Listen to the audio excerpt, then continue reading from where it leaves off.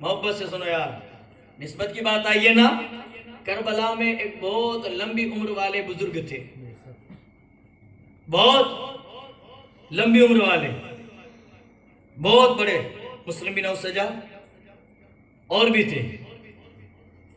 تھے، حبیب ابن مظاہر، نام سنا ہے؟ حبیب ابن مظاہر کون تھے؟ حبیب ابن مظاہر۔ اب یہ جو حبیب ابن مظاہر تھے نا، ان کی کربلا کے اندر عمر بتائی جاتی 80 سال۔ امام حسین کی عمر کتنی تھی؟ کربلا کے میدان میں کتنی تھی یار؟ بتاؤ، نیاز کھا لیے، ہضم بھی ہو گئی، امام حسین کی عمر نہیں معلوم کتنی تھی؟ کربلا کے میدان میں کتنی تھی؟ 55 یا 56، 54، 53، کتنی تھی؟ 55.5۔ کتنی؟ یاد رکھنا ہو، کبھی کبھار پوچھ لوں گا میں، پھر آپ نہیں بولو گے تو مجھے ایسا لگے گا کہ میری بات دل سے نہیں سن رہے، یہ لوگ دل سے سن رہے ہو نا؟ ماشاءاللہ۔ اب ان کی عمر کتنی؟ 80 سال۔ اب سنو، امام حسین جب کربلا کے میدان میں تھے تو امام علی مقام مولا حسین پاک رضی اللہ تعالی عنہ اب جب کربلا کے میدان میں تھے تو ایک یزیدی آیا امام حسین کے خیمے کے قریب، ایک یزیدی آیا، حبیب بن مظاہر بھی تھے، یزید آیا خیمے کے باہر، امام حسین، تھوڑا سردی جیسا ماحول تھا تو آپ نے آگ جلائی ہوئی تھی خیمے کے باہر، تو یزید آیا، آ کر اس خبیث نے کیا بولا پتا ہے؟ نواسۂ رسول کو، جنتوں کے جوان سردار کو کیا بولا پتا ہے؟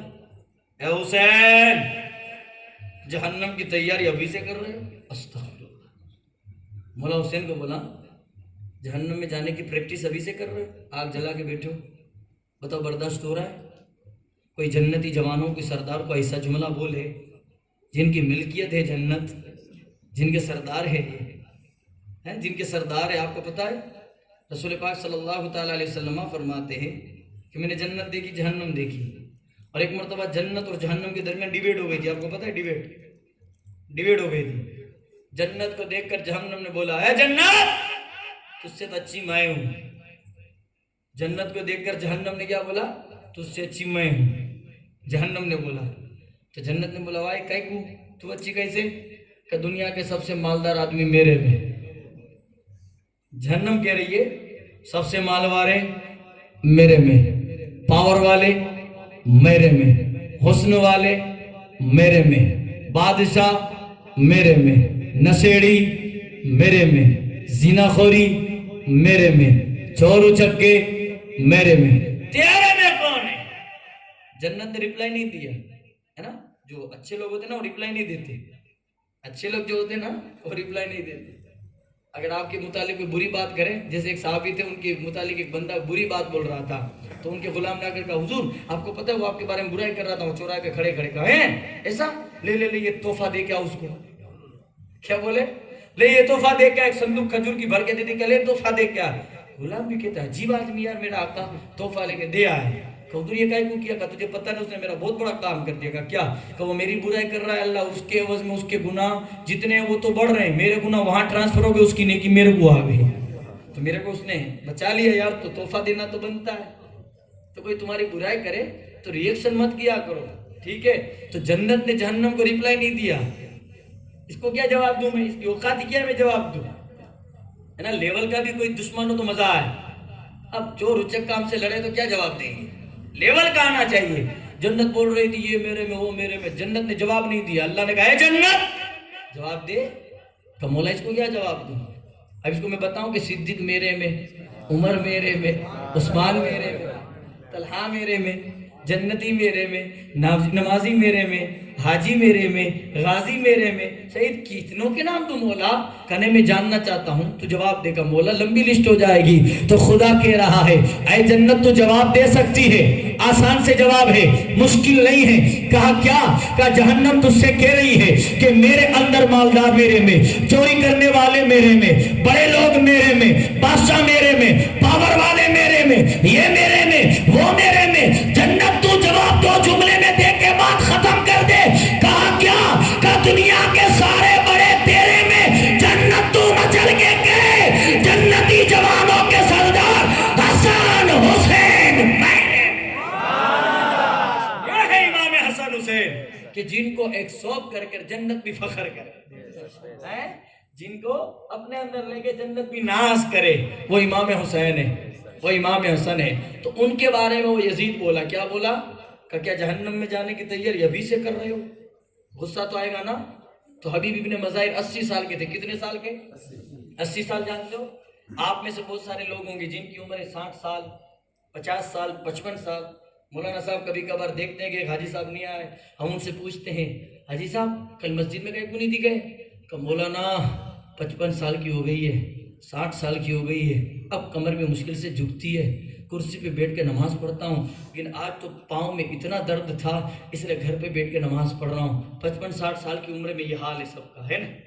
غلط تو نہیں کہہ رہا ہوں نا میں؟ یہ حال ہے، یہ کنڈیشن ہے۔ 80 سال کی عمر ہے حبیب ابن مظاہر کی، کتنی؟ جب اس خبیث نے اتنا بولا نا حسین جہنم میں جانے کی تیاری ابھی سے کر رہے ہو، قسم خدا کی حضرت حبیب ابن مظاہر گھوڑے پر تھے، وہ یزید بھی گھوڑے پر تھا۔ حبیب ابن مظاہر نے اپنے گھوڑے کو ایڑ لگائی، ایڑ لگانے کے بعد اس کے گھوڑے سے آپ نے اپنا گھوڑا سامنے کیا۔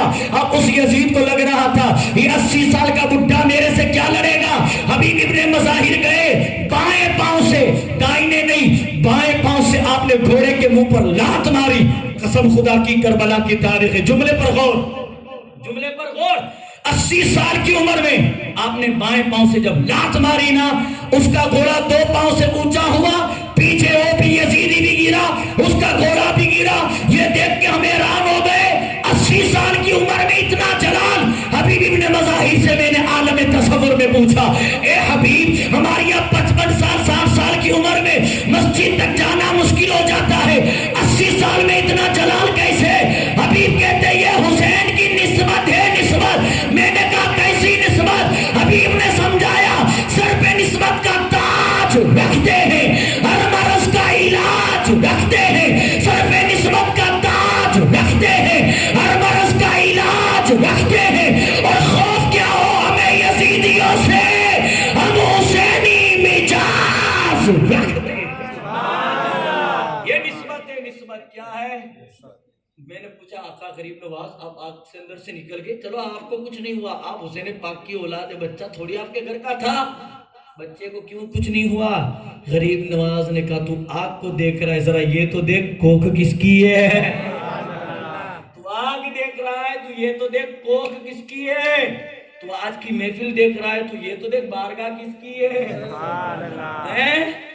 تو محفل دیکھ رہا ہے بندے، کوکھ کس کی ہے دیکھ۔ میں نے کہا غریب نواز سمجھ میں نہیں آیا، کہ یہ بچہ جب تلک میری آغوش میں تھا، دنیا کی یہ آگ تو کیا جہنم کی آگ اس کا کچھ بگاڑ نہیں سکتی۔ بریلی سے آواز آئی، وصل مولا چاہتے ہو تو وسیلہ ڈھونڈ لو، بے وسیلہ نجدیوں ہرگز خدا ملتا نہیں۔ تو وسیلہ لینا پڑے۔